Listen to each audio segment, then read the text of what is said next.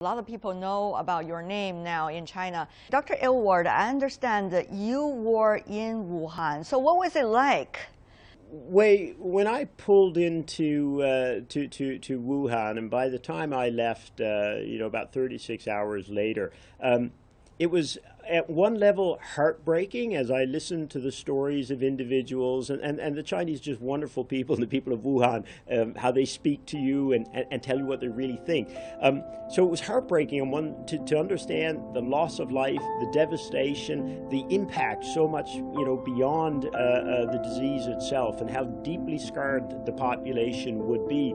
But much bigger feeling that I left with was how inspired I was. No matter who I spoke to, whether it was a translator, whether it was someone in a train station, when we pulled in, it was always the same message. This is our duty. This is what we need to do. And that's a very hard thing to do a month into this. We tried to see every aspect of the response. We talked to the political leadership. We spoke to people who were in the trenches doing the contact tracing, trying to help find the contacts. We talked to people in the stadiums who were taking care of the mild cases. We talked to doctors who were taking care of the severe cases. We talked to nurses running the fever clinics.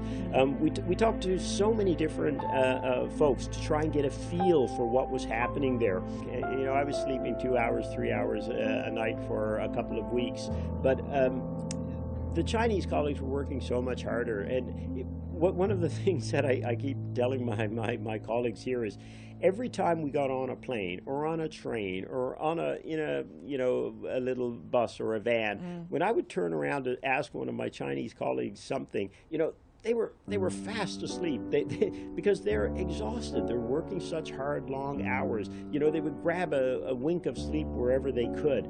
Because what I saw was a tremendous sense of responsibility and of duty to protect their families, their communities, and even the world from this disease. It was truly inspiring. I left with such a deep admiration for the people of Wuhan and for Chinese society in general.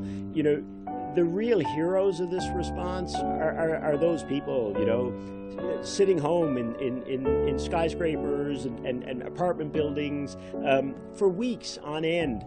And, the few that I did meet, they said, we're playing our role, we're doing our part. And that is so powerful. And the world just owes such a huge debt to the people of Wuhan. And I just wanted the people of Wuhan to know that the world knows that, and we're sharing that story.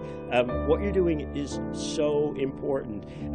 No, you leave a little bit of your heart in China, and especially in a place like Wuhan at a time like this. You're welcome back when it is the right time.